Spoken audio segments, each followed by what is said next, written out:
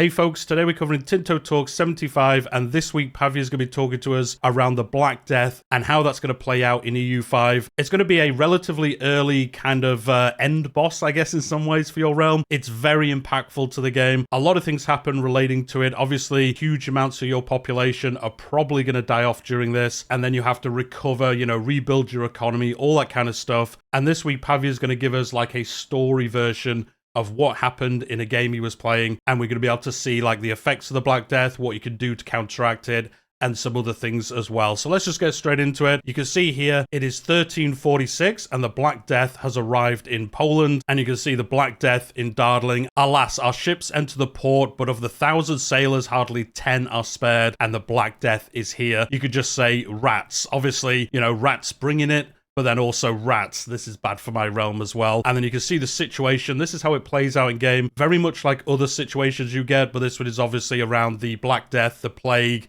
father abandoned child, wife, husband, one brother, another. For this illness seems to strike through the breath and sight even. Even looking at somebody could give you the Black Death, they believed. So you can see that here. And then as part of this new system they've got in EU5 called hints. You can see that on the screen here. You've got one of your nobles telling you the fourth rider is upon us. No hint will save us now, which is kind of funny. You're in the hint system. And then he's saying, look, I can't help you. This is so bad. I've got nothing, dude. Do the best you can. So you can see here what the Black Death is, and then also some recommended actions as well. I know some of you will say, I'm so good at EU, I don't need to read this. But a lot of new people come to the game. I'm sure they want new players to the franchise coming in, and this will help them a little bit with their game. As I said, comes relatively quickly to the game, so you do need to know about what's going on. So you can see the Black Death is a situation that will ravage the old world. People of every class will die from the plague, leaving our buildings empty until new peasants promote. This means our tax base will likely shrink as the output of our buildings collapses, and population promotion speed will be very important to recover the lost employment. I will say, when I got to play the game, this was a massive problem. I was playing in Scotland, you can see that video on the channel, and you build up your realm, you have all this economy going on, maybe you're in a war or something like that, and then the Black Death arrives, and it just causes havoc. You'll see that during this dev diary. Your realm obviously gets decimated.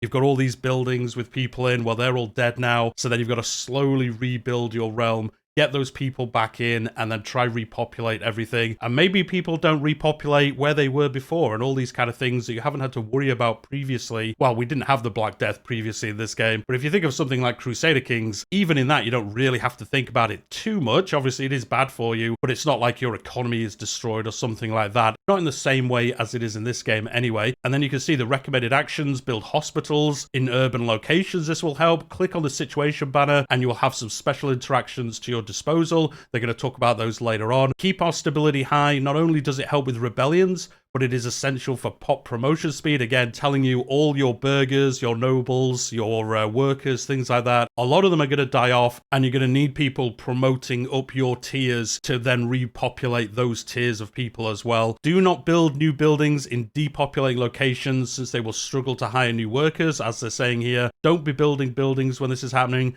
You're not going to have anyone working in them, so there's no point. Keep that gold for something else. Keep an eye on the population promotion speed, as most buildings and RGOs will need peasants to promote to upper social classes. Again, leaning into this, like, you'll have the serfs, I guess, working in the fields, but everyone above that, you're going to need people promoting into those. So maybe focus on this early game. I guess that is one problem, I suppose, with this system, is I guess it might railroad everyone to kind of play the same, especially in like the years before and after this, as you all have to react to it in the same way. Well, everyone in the old world anyway. In the new world, you just sat there having a good time thinking, well, no new disease for me, and you have no idea what is to come for you later on in this game. So as you can see with that, the hints try to give you an explanation of what's going on, and then some actions to take, and whether you want to do those or not. And then you can see in the next screenshot, the Golden Horde here, well, they've got some plague going on, and they're going to be spreading it to the rest of the world. Now, this isn't the only way it's going to spread. It's not just going to come across, I guess, like the Silk Road version of this. Once it gets on your ships, you are going to see this spread into ports. It's going to come into like Genoa, Venice, and then it's going to spread out of there as well. Especially depending on what kind of trading you're doing, that will affect where it is going to pop up and where it is going to spread, especially in Europe when it does arrive. You can see in the next screenshot, they're going to show off the situation panel on the left-hand side. So you can see here, when you click on it, you will see the Black Death, where it originated in this game, the start date of it, the total deaths. Not so many so far, 500,000. That's fine. Not too many affecting you. We'll see later on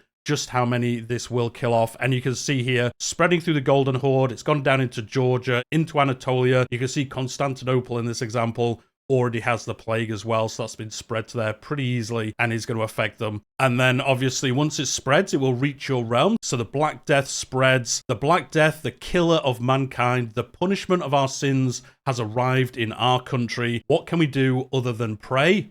And then you could just say, what can we do? You know, you've got no defense against this, really. And in the next screenshot, you can see this is where Pavia's kind of telling us a dual story for some of this. So the Black Death has arrived in Poland, as you can see, while they are busy fighting the Teutonic Order as well. So they're in the middle of this war, and then what happens? Well, the Black Death comes and says hello, and it is going to affect you. You can see in the next screenshot, this is that situation panel. A little bit easier for us to see here, but as you can see, the death toll has already increased. You can see affected locations. This is in your realm, I believe. So you can see affected locations 1, as he just said, it had just arrived for them, and then country deaths 0. There are no deaths so far. That is not going to stick around for too long. And then you can see here a bunch of actions. They're going to break these all down in a second for us. So there's main actions, food and trade actions, disease control actions, and then social actions as well. I'm not going to read through them all here because, again, they're going to show some of these off starting now. So you can see here, move court into hiding. This will reduce the risk that anyone in the court will die from the plague. However, this will make the population think we have abandoned them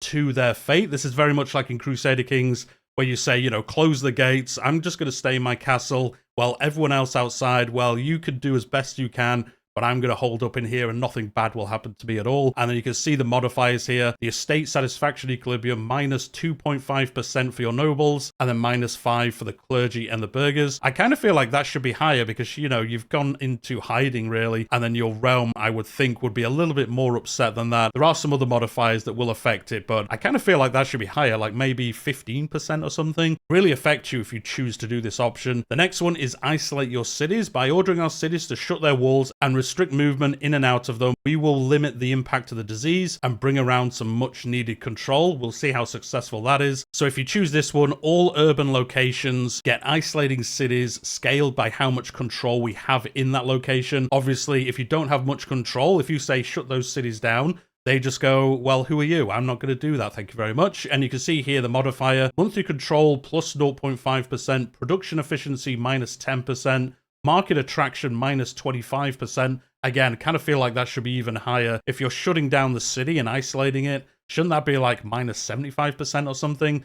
I think it should be a little bit more. And then bubonic plague impact minus 80%. I'm not sure about this, to be honest. Minus 80% for isolating cities. I guess this is while it's not properly affected, and then once it is affected by the plague, I guess it goes back to normal impact. Otherwise, I guess, like, why wouldn't you do this? At the moment, it costs 40 stability, which is a lot of stability, so sometimes you're not going to be able to do this, but I kind of feel that bubonic plague impact should be a little bit lower, or exactly like how that works, because it kind of feels like you could do this and then just avoid the worst of the plague. Why wouldn't you then just do this? But I imagine that modifier isn't exactly how it sounds. Anyway, let me know what you think in the comments down below. Although I guess this is just for your urban locations, so the rest of your realm that isn't urban, they can't have this, so you're going to have some bad times there, and then maybe just like shutting down the cities. But to be honest, wasn't it really like the cities, the towns that were most affected by the plague? Obviously it affected everybody, but I kind of feel like that's a little bit too high. I think the market attraction is too low of a modifier, and I think the plague impact modifier is too high in that it reduces it too much. Again, let me know what you think in the comments down below. Next is control the food market. In these trying times, our biggest priority is to ensure the supply of grain and other foodstuffs. So you can ban here all exports of food, and then you will control the food market in your realm. So this is just to prevent other nations importing food from you. So obviously you have more food, and it also prevents them having as much food as well. So it's kind of a double benefit for you if you do decide to do this. Obviously you're trading those, you're probably getting something back for it, so you're also impacting yourself as well by not having those trades. But you can see that here, the exports of food stuff, and then all the things that are banned if you implement this. This includes beer, liquor, fruit, potatoes, rice. So all these things you would have been exporting, getting money from, you now have those for yourself, but obviously you're not making that money from exporting it either. And then you can see control the food market, the other part of that modifier, and this is minus 2.5% noble estate satisfaction equilibrium, minus 10 for the burghers, minus 5 for the peasants, and then monthly progress towards traditional economy, 0.5 a month. So yes, you are shutting all this down, and that does affect your kind of scale between a capital economy and a traditional economy. So you kind of slide back in time a little bit, saying like, we've got farms, we're fine, don't worry about anything else. So it is something you will have to think about. Maybe you don't want to go towards traditional economy, so you might not do this, although then you will have food. So it's probably a decision you'll make every campaign if you want to decide to do this or not. The next one they're going to show is isolate the country as a whole, not just your cities. The merchants and other travelers are bringing the scourge from other territories, and we need to shut this down. So you can see isolate the country, burgher estate satisfaction minus 10%, peasant estate satisfaction minus 5% equilibrium for them as well. Foreigners banned from import and exports, yes. Monthly progress towards traditionalists 0.5, and then towards traditional economy 0.5 as well. So I suppose earlier those modifiers, they're pretty bad when you stack them on top of these modifiers as well. So all that estate satisfaction equilibrium is just going to be stacking on top of each other from all these different events going on, all these different modifiers if you do choose to do them. So if you're sitting here and thinking, well, I'm just going to pick all these options, plague isn't going to affect me. Well, one, the plague probably is going to affect you anyway. And two, you're going to have all these unhappy estates. And then as we know, you'll get more disasters, things like that going on that then you're going to have to deal with, get some civil wars, all that kind of stuff. So it could really spiral out of your control relatively quickly. You can see the next one here, procure remedies. This sickness can be fought and pushed back. Many doctors and priests claim that many recipes and remedies might improve the health of the sick.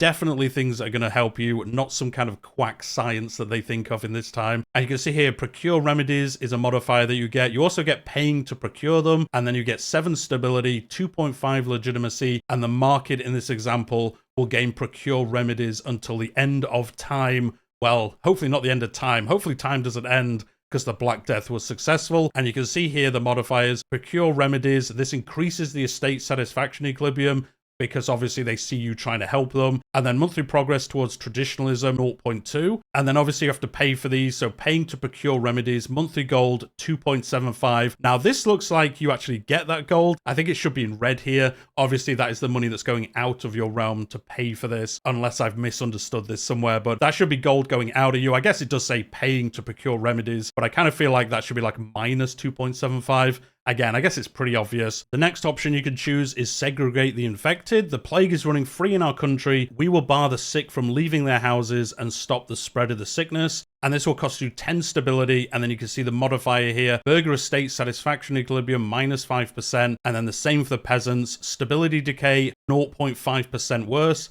Disease resistance, though, 15% better. Monthly progress towards communalism, 0.2 modifier there as well. So again, you're kind of shutting down the houses of the people that you think are infected, saying don't go outside, and then that does improve your disease resistance. I guess that does make sense. But as you can see, those satisfaction equilibrium modifiers stacking up once again if you do choose to do this option. The next one is expel the sick. Those affected by the pest are dangerous, and their mere presence might spread the disease to the healthy. You will gain a modifier, again, costs you 10 stability, and you can see more estate satisfaction equilibrium modifiers. Can build pest house, so I guess you build the house, and then you put all these people in that house, I guess. I'm not too sure. It looks like that's how this is going to work. And then monthly progress towards communalism, 0.5 again, moving you towards that societal value. The next option you can choose is sponsor mass forgiveness. The plague is a punishment from God for the sins of our people. We can fight it by organizing mass church services all across the country, and you know, God will spare us from the worst of it. You will gain sponsor mass forgiveness, and then you'll also get paying for clerical services. You'll see those modifiers in a second. You do also, though, get 12 stability for doing this. I guess your people see you trying to improve the realm, really, you know, pointing them towards God again, and that is going to help you. You can see those modifiers here, though. Sponsor mass forgiveness, clergy estate satisfaction equilibrium plus 5%, but then you are giving them 10% more power. And then peasant estate satisfaction equilibrium plus 5%.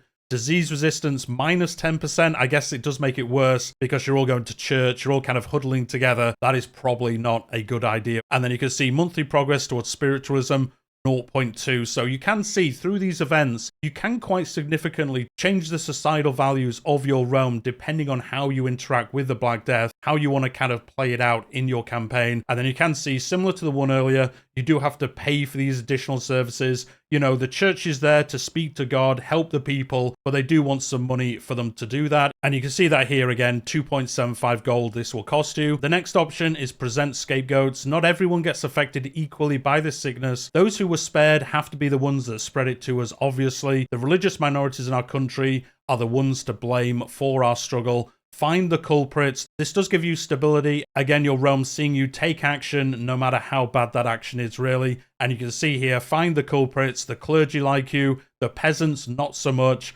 Population conversion speed plus 20. I guess that's because people see you kind of picking on certain minorities, I guess. And then they want to convert out of those. They want to become people that you like, I guess. And then tolerance of the true faith plus 1. But then tolerance of heretical and heathens minus 2 for both of those. And then monthly progress towards traditionalists 0.2 again, affecting your societal values. Next, they do show us here a picture of the Kingdom of Poland, the character, the flag, the modifiers, everything that's going on. You can see on the right-hand side that rat situation icon. I do love how the rat looks there. It is kind of goofy, but it's kind of fun as well. And they do say part of this, as we've seen, is talking about the Kingdom of Poland. And I think they've been reading Reddit recently that had a minor meltdown that never happens on Reddit about the fact we hadn't seen Polish content yet. People thinking we weren't going to get any Polish content in EU5, and Pavia pointing out here, don't worry, unique Polish content is going to be in a future Tinto flavor. Don't worry about it too much. I kind of like how they've put this in here. They must have been reading Reddit this week. I do apologize to them for what they had to read in there. You can see here one of those options we saw earlier, procure remedies. In this version of the game that he was playing,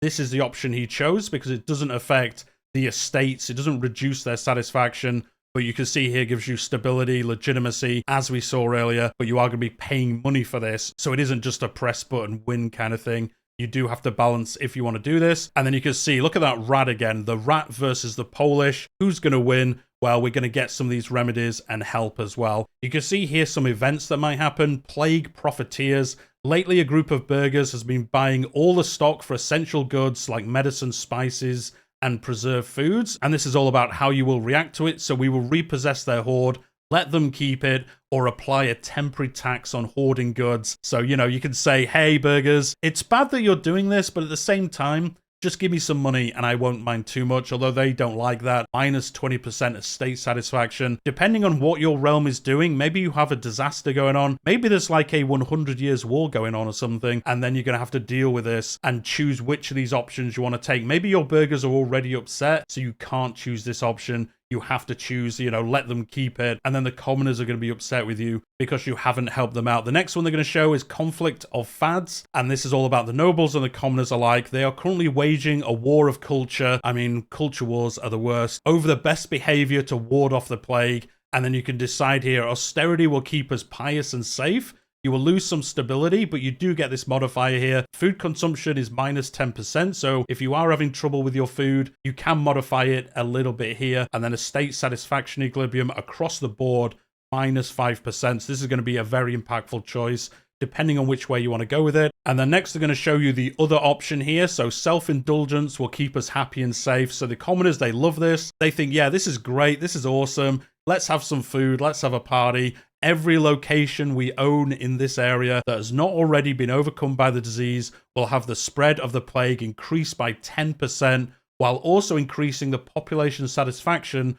of its peasants by 10%. So peasants are going to be happy, but they're also probably going to be dead relatively soon. So, you know, I guess then they're not a problem for you, are they? But probably not ideal for your realm. And then next he's going to show us a map of his current war, as he said, Poland and the Teutonic Order fighting each other, and then the plague has come in, and you can see how much it has spread since he last showed us a screenshot. Poland, a lot of infected areas, but you can see it is spreading towards the Baltics here, and it is going to cause him trouble during his war. Obviously, whilst the war is going on, you've also pulled the people out of your realm to kind of fight the war for you, and then you're also going to have this kind of decimating your peasants. So all in all, it's going to be a bad time for you. And then next, another event is going to show. This is another one bites the dust. This is one of our characters here in the realm. Lord, have mercy upon us.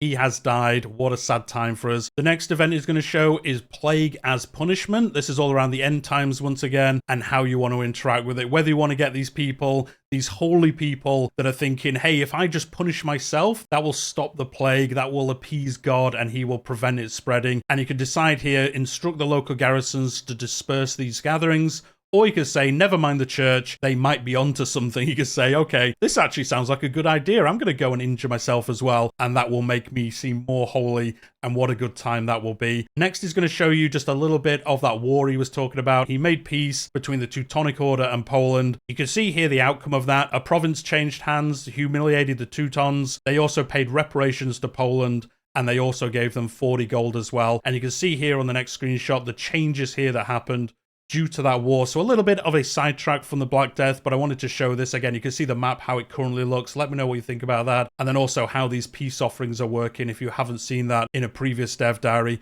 But we're going to get back to the Black Death. You can see that here now. It has progressed substantially. As you can see on the map on the right hand side, a lot of red, a lot of green. That means the plague is well and active in these areas. And you can see that in the situation panel. Now there has been 30 million people killed, and there are 79 affected locations in your realm. And the country deaths is also 400,000. So as you can see, it comes in and it decimates so many places. I mean, imagine 30 million people dying, and it hasn't even finished yet. It is just causing havoc everywhere. And then very nicely, it's actually going to show us a breakdown of that. You can see this in the game, but it's shown this to us in this next screenshot. You can see the historical population of Poland having a gradual increase, and then everyone died at the end. But you can see the breakdown of the culture, the religion, the estates as well, who's in which estate. And then you can see the top 5 locations. These are areas that are growing still. And then the bottom 5 locations, the areas that are really getting decimated by the plague and causing problems. I imagine the top 5 are places where the plague hasn't spread to yet. As we could see on the map previously, there were some locations that had somehow been spared so far. So they're still growing. Although it might not be that they're growing. It could be that people are migrating to those areas as well.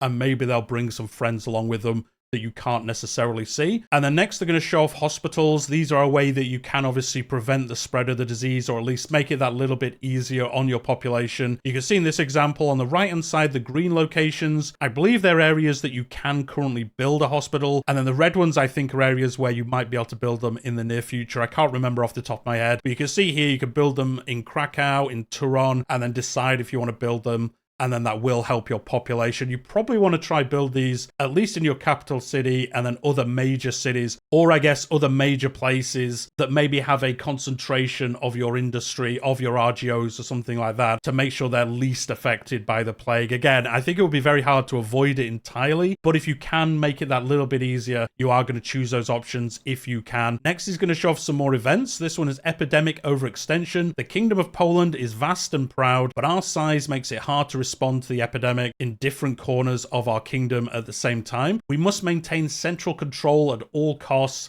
You will get enforced plague measures. You can see the modifiers here. Estate satisfaction equilibrium -10%. Monthly control 0.2, because you're kind of putting your foot down and saying, no, you listen to me. But then monthly rebel growth 0.25. Obviously, the people there not too happy that you've done that. And then this will also move your societal value towards centralization. You can see in this example, it's currently 80 towards decentralization. So you've got a long way here to move it to be more centralized. But you could do that if you do implement this.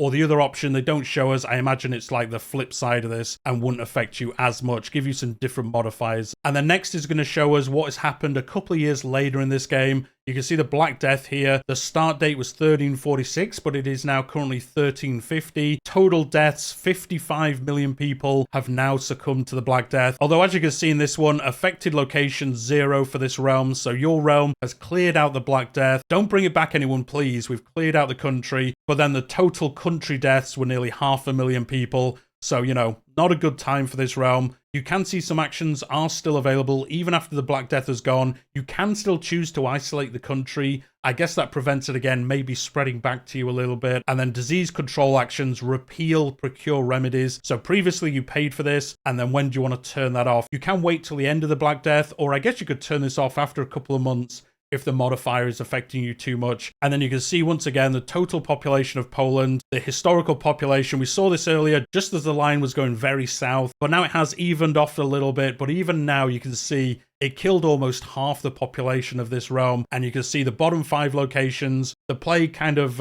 caused its problems. Not really that big of a modifier, but then you can see the top 5 locations starting to recover a little bit. I imagine Radom there is getting a lot of migration into it. I doubt that's natural growth in that location. People are probably escaping from other locations into that one, and that does show in that calculation there. So you can see how badly it affected Poland. And then you've got that slow road to recovery. As I said, when I got to play it, it took a long time for your realm to recover from this. Obviously, historically, it took a long time. And if I remember correctly, I think it was around about the same time frame as it took historically for your realm to recover and then go past your previous population. But with that, guys, that is the end of the dev diary this week. Let me know what you think about the Black Death. Obviously, it's a bad thing, but you know, how it's going to show in game. There was a previous dev diary around this. It was quite a long time ago, though. But this is cool to see an updated version. See how it kind of plays out in the realm, the actions you can take. As we've seen, a lot of modifiers here. If you are trying to do all the good things, I guess, you are going to have a problem. All your estates are going to be unhappy. That's going to be less production, less, you know, happiness in general. And then they will rebel against you potentially, cause you more and more problems. Because obviously, as we saw here, you don't want to be fighting a war and fighting a biological war at the same time. You know, that's going to be a double negative for you because your people are getting raised up as levies. They're off fighting, and then the people left, they're then also dying from the plague. So really does affect your realm. As I said, very, very bad for you. You get obviously a lot of buildings that are depopulated. The trade lockdown is horrific. They didn't talk about that here. I wonder if that's been removed since the previous gameplay that we saw, because one thing that would happen during the Black Death when I got to play it is I believe it was the Pope. It's been a while now. He would basically send out a letter saying like, all trade has been shut down. Don't be trading. You know, none of that going on, please. We need to stop the plague. And it would absolutely wreck your economy because obviously you want to trade. You can see earlier there is a way to do that for yourself. But, you know, you don't want to be shutting down your economy. And that really affected me when I played because I could be making like 40, 50 gold through trade. And then the next day it's zero. You're making nothing from trade. You've got these buildings making things you don't need anymore. You can obviously shut those buildings down and then they will go work in the fields, stuff like that, I guess. But they didn't talk about that in this dev diary exactly. Like I said, they showed off the way that you could do it yourself. But previously, I believe it was the Pope. Someone can correct me in the comments if I'm wrong. But for the Christian realms, he would just say like, shut it all down, guys. We're not trading. Let's focus on God and making people better. And it was just horrific when that happened. But anyway, we'll see that in the future if that is still in place. But that is the dev diary this week. They do say here, as we knew, on Friday, we're going to get a Tinto flavor on the Mamluks. So that's going to be really cool to see what kind of content they've got, what flavor. I'm sure there's going to be some cool things you can play out as that realm, especially in this era of history as well. But with that, hit that like button if you've enjoyed it. Subscribe to the channel if you haven't already. I'm covering all the dev diaries for EU5, all the news, discussion videos, and I also cover Crusader Kings 3 in a very similar manner. So if you enjoy my kind of videos, there's plenty coming in the future. But we'll leave it there for today, and I'll see you all next time.